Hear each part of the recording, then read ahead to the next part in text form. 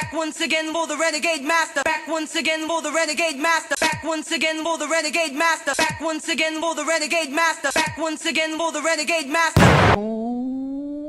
Hello my renegades and welcome back. And what are we getting back into? We are getting into Love Island series 11. We are now on episode 9. And all I can say right now, it has become the Harriet, Jess and freaking Ronnie show at this moment in time. These girls are letting this man pull them backwards and forwards, fight amongst themselves, yeah, and keep saying how he needs to give them a ultimatum. He needs to give them a sign. Where is it going? He has to make a choice. Ronnie's gonna take his sweet motherfucking time at the end of the day. He ain't gonna do sweet FA. He isn't. He really isn't, because these girls ain't that serious about walking away from him in any way, shape or form. So he knows he's gonna be able to get away with the bullshit that he's pulling right now. Anyway, before I keep going off on my tangent, before I get into the fullness of this video, as I always, all episodes I should say, as I always ask, please hit that subscribe button, please hit that notification button so when you know I'm on and doing videos. Please comment, like, share and do all the good things that you do, because you know what, I am on the road to 1k. So you see Harriet decide to pull Ronnie now for her chat. Now she wants to have a serious conversation with him. So basically now she's telling Ronnie that he needs to make his mind up, and basically say who it is that he wants. At the end of the day, I'm just like, at this point, patience is not a virtue. It really ain't. Ronnie is for the streets at the end of the day. Ronnie ain't in there really looking for love. Ronnie is a bit of a player. I told you time and time again, Ronnie is a geezer. He is not going to be stuck in a box with just one person. If he don't have to make a choice, he will not make a choice. He is happy playing Harriet and Jess against each other. That's his like, he's happy doing that. And I don't know how these two girls are not getting that in the slightest. And telling Ronnie about how Jess is making it out that Harriet is the bit on the side and yada yada yada. And I'm like, this girl can spin a yarn like no one's business at the end of the day. There's been so many opportunities for this man to couple up with Harriet, but he hasn't done it. He hasn't done it out of choice. Let's just put it that way. So you see Sean decide to jump on this melee of what's going on right now, because apparently Sean has got the hots for Jess. I just think for Sean, he's literally going to be on the back burner. He's like a test run for people. He's the safe option at the end of the day, Sean is. So let's just say, for instance, Jess don't want to be with Ronnie. She will actually pick Sean because of the fact that he is the safe option. She actually does want Ronnie, but she'd rather pick Sean and pretend at the end of the day, which isn't fair on Sean, because all they're doing is using him the same way Harriet used Sean just to stay in the villa at the end of the day, in terms of being coupled off with him, because in actuality she wanted to be coupled off with Ronnie. But again, Ronnie didn't pick her. Ronnie knew she was interested. Ronnie knew that he liked her too, but he didn't really turn around and pick her, and he didn't really turn around and say to Jess that, you know what, I kind of have in a little bit of Harriet. He went and did what he wanted to do on the sly. I think Ronnie is trying to test how far he can take it with these girls before they freaking snap. Jess basically saying she knows her worth and that she's a prize, and basically she's telling Sean that she's not ready to give everything to Sean, because at the end of the day, Ronnie's still lingering there. Ronnie is still there in the background. She's basically talking about how she won't be disrespected, but I'm like, at the end of the day, you are being disrespected, fully disrespected. This man is disrespecting you in front of your face with Harriet, and how he's continuing to carry on with Harriet. But yet you still want to sit there and say you are not going to be disrespected by this man. You know your worth. Well, if you know your worth, Jess, she should have walked off.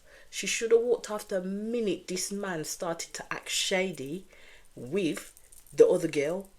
And you also got Ayo still chatting about Like, you know, they're still up in the air about this flipping kiss that he had with Mimi. And again, he was the one that made people realize. But at the end of the day, what people don't seem to understand, and especially what Uma don't seem to understand, is that he'd already had that connection with Mimi before Uma came in and separated them. It weren't like they were going through a phase, and this is what I mean. People just seem to forget that little instance. So Ao is basically saying that he's not leaning in, or he's not closed off, and he is open. And as with Ronnie, Ao needs to make a decision of where it is that he is going to be, because right now Ao's just coasting. He's happy with Mimi, but when it comes to the stuff with Uma, he's coasting, because he's doing the same thing to Uma that he did with Mimi when he got with Uma, because he'll put his all into Mimi because he's coupled with her, but then forget about the other person that he says he wants to get to know. That's why I'm saying Ao's just full of bullshit. He can't multitask. He's not a Ronnie. He can't multitask in the slightest. So he's another one that needs to make his choice known. I just like, you know, sometimes I'm just like, sometimes these people in this place bore the hell out of me, because it's all the same old drama. So you see Jess now pulling Ronnie for a chat, and I'm just like, at this point, this man is not going to catch no breaks. So basically she calls him out about Harriet saying that Ronnie was thinking about her all night. Like, so when him and Jess were kissing in the bed, because Jess did turn around and tell Harriet what had happened, and you know, Harriet was going with her guff and this, that and the other, and then brought up the fact that, you know, well, Ronnie did say that he'd been thinking about me all that night. So basically what Harriet was trying to indicate is that in Ronnie thinking about Harriet while he was doing the things that he was doing to Jess, basically was making Harriet believe that he was thinking about doing those things to her. So Jess was just the body at the end of the day, is what Harriet was trying to indicate with that, with the comment that she made. So Jess, rightfully so, calls out Ronnie, and Ronnie sits there and lies in her face, you know, and basically tells her that she didn't say that to the girl. I'm like, you sat there around that fire pit chatting to Harriet, and basically told Harriet that you thought about her that night while you was in bed with Jess. I just can't with these people. And then while them two are still chatting, you see Harriet, because she can't stop looking over at Jess. Oh Lord have mercy. Jess is there saying, Jess is basically believing everything that Ronnie said. Basically says that she doesn't know why Harriet's lying, and this is going to be another setback between the Harriet and Jess friendship type of saga, because I think this is where it's all stemming from. It's the issues around Ronnie. I think it's also the issues in terms of the stuff that she says to Ronnie and the back and forth that may happen. And then now Jess believes that Harriet's lying, because Ronnie has point blank said no, he didn't say what he said when he actually did. So now he's made Harriet look like a liar, which again is another steel in the cap for Jess as a set of ammunition against Harriet. Because let's just call a spade. Jess don't like Harriet. Jess does not like Harriet. Jess cannot abide Harriet, and it's got even worse because of a man. Yeah, let that sink in. So then you see Sam go and chat what Ao said to her in regards to Mimi and the fact that they were there from the beginning and the situation with Uma. And I thought, yeah, you just can't trust anybody up in that place, because they're already set to cause all the mayhem and drama that they could. So Uma now feels disrespected and has now literally found out that they kissed on the terrace. But I was kind of the view that this gal already knew that Mimi and Ao had kissed on the terrace, because my gal sat down on that daybed and would not move, because she had a direct line and a direct view to Ao and Mimi on the terrace. Now you telling me, if you've got a direct view, you're telling me that you honestly believe that you didn't see them kiss up there? You really don't know that they kissed? I think with Uma, she's pulling the other one there. She knew that they kissed, but you know what? Again, this is going to be another added layer of drama upon the bullshit that happens within Love Island. So Uma's there sitting there saying that she's over questioning why, but yet she's still questioning why. If my thing is if you're over it, why are you still bothered by it? Just carry on with your day. Just like, you know what? It is what it is. At the end of the day, that's all she needed to go with. It is what it is. I'll have my chat with AO. When I have my chat with AO, you've told me this information. I'm not bothered by it in the slightest. It is what it is. They've already kissed previously, and he came and apologized to me for that. Now he's done that. What else? What am I supposed to do about that at the end of the day? Obviously, he's got a connection with this girl. What am I supposed to do with that? I am not going to battle back and forth with this guy, because you know what? I'm not going to be nobody's second best or be in a triangle with nobody. But nobody has these types of conversations on this place. They all just literally get a bit of information, go off half cocked, which is what the information is there to be spouted for. It's to help push the drama at the end of the day with these people. Like Sam doing what she did, it was literally just to start a fire and see where all the damage lays at the end of the day. That's all Sam wanted to do. She weren't being no friend to Uma when she was telling Uma in terms of what AO said and the kissing on the terrace and all this and yada yada yada. She just wanted to start trouble. So it gets to the next day, and you could tell that everything was just hella awkward with the girls, but the lads are just like, you know, they're just cool. They're just cool. Sam is literally comparing her relationship with Joey to everybody else, and Joey and her are coming up lacking. Now, my thing with Sam is she will say all this crap about Joey to the girls about, he doesn't kiss me, he doesn't XYZ, he doesn't do this, he doesn't do that, oh, it's just hard going, da da da da. But then when Joey's asking her how she sees them together, she don't tell him shit. She don't tell him nothing. And this is what I mean. How is Joey meant to know that something is wrong if you don't tell him that something is wrong in order for him to change the pattern or behaviour or whatever it is that he's doing? Me, myself, personally, I think there's a reason why Joey will not show this girl any more type of affection or won't literally kiss her unless it comes to the challenges. There must be a reason why. Jess basically wants Ronnie to have a conversation within 24 hours to basically say it's either Harriet or her. That in itself is bullcrap. You can't give this man an ultimatum like that, because all he's going to do is set him off. He is not going to take that ultimatum, and he's not going to fulfill the little task that you fulfilled him to do. Imagine someone coming up to Jess and saying, you know what, in 24 hours you need to be doing this, otherwise, you know what, it's put paid to me and you. Jess ain't gonna like something like that. I know Jess can be a direct person, but you know what, there's a time and a place for that kind of bullshit. At the end of the day, this man is showing you and Harriet clearly who he is, but you both still want to take the time of day to fight over him. Like there's slim pickings up in there already, but both of you still want to sit there and take the time of day to fight over this man who is literally playing your asses against each other, but yet you still can't see the wood through the trees in terms of what it is that he's doing. All I'm going to say is that some of these men up in this place are proper chicken sheets.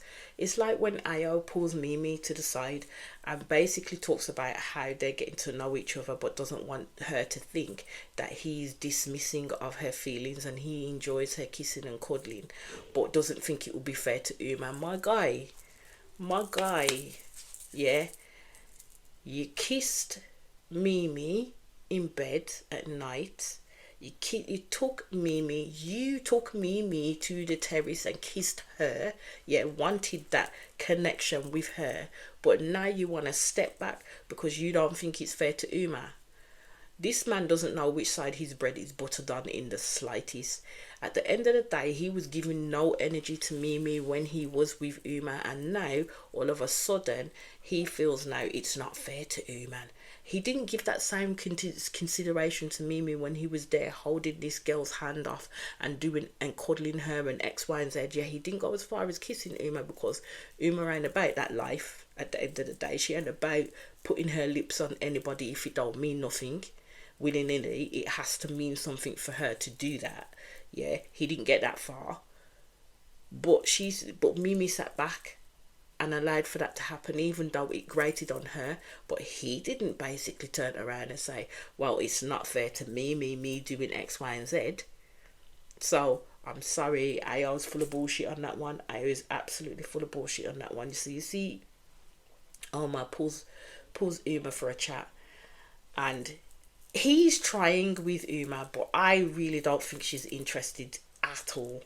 She don't get excited to see him or stuff like that. She says that she does, but I don't see it.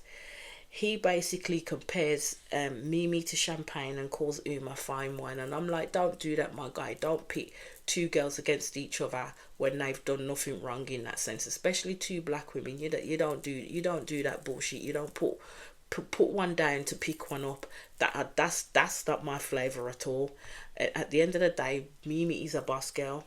She was in a piss poor situation, and with Mimi, she doesn't open her mouth up much, but when she does, it's something that you have to step back and listen to. Mimi isn't one of those people that really do constantly. She literally sits back and watches what's happening around her before she decides to actually have an input in it. But when it comes to AO, she is kind of getting tired. She is kind of getting pissed off with his behaviour as well, and AO's going to need to deal with his bullshit. Like, seriously, need to deal with his bullshit when it comes to Mimi and Uma. So as we get to the night time, we know it's deadline day for Ronnie. Yeah, I just like, that man's not going to give them no ultimate. That man is not going to give them what they want. Harry is there discussing it, thinking that he'll pick Jess, but it won't bother her. And I'm just like, yes, it will. I wish these girls up in here wouldn't say shit won't bother them when it clearly does. You can see that it clearly does, and you can clearly see that Harriet wants Ronnie to pick her over Jess. At the end of the day, she's working hard on this man to get him to pick her, to say that she has won out over Jess. That's what it is. And Jess ain't letting go, because she is not going to let, at this point, she is not going to let Harriet win. That's the point. That's where it is. You see, Ronnie saying that he won't make the deadline. And I was just like, on your head be it, because I knew that was going to happen in the first place. This man ain't going to make no choice, and the choice is going to be taken away from him regardless. Make him find out. So you see Ronnie speak to Harriet, and he confirms to her that he's not going to give no answer today.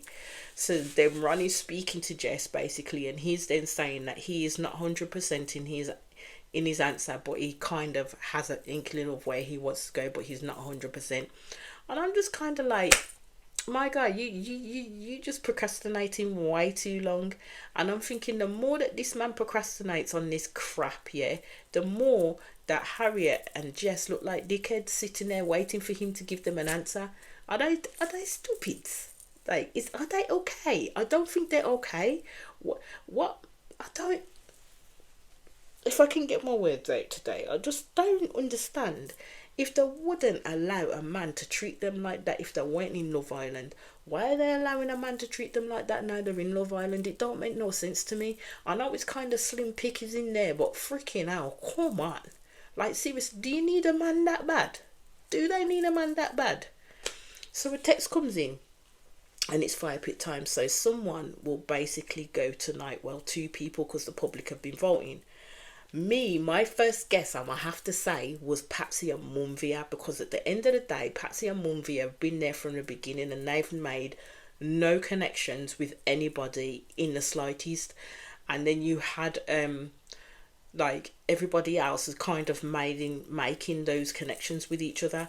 So they voted their favourites, but in no specific order. They saved Sam and Joey, they saved Nicole and Kieran, they saved Mimi and Ao. You should have seen the side eye from Uma when they said Mimi and Ao's freaking names. And they saved Ronnie and Jess. At risk was Harriet and Sean, Uma and Omar, Patsy and Mumvia. And the reason why I was saying that they wouldn't have picked Harriet and Shaw or Uma and Omar is because Harriet has this thing going with Ronnie at the moment, yeah. And she's been one of the long-standing ones. And she's kind of like best friends with Joey up in there. And there's other people up in there that really do like her. And then you have Sean, who's actually trying to make something happen with Jess. And he's another one of the long-standing ones. So there's those types of connections there. That's why I knew Harriet and Sean weren't going nowhere. When it came to Uma and Omar, they were still new. They still had a chance to try and find connections either with each other or with somebody else within that whole villa. And then you had the shit show that happened between Uma, Ayo and Mimi. So I knew them two were not going to go nowhere either. But then when it came to Patsy and Mumvia, as I've already said, they were long standing within there. They'd coupled off with other people, didn't make a connection, coupled off with each other again, didn't make a connection, and wasn't making any other connections outside of themselves, basically. So I knew they would have to go. So it was the boys would have to pick a girl to be dumped, and the girls would have to choose a boy to be dumped. And again, they made the proper decision. It was Munvia and Patsy anyway. So that was the end of that episode. I shall be back very soon with the next episode. As I always say, please hit that subscribe button. Please hit that notification button so when you know I'm on and doing videos. Please comment, like, share and do all the good stuff that you do. And I'll be back on your screens very, very soon. Peace out, my people.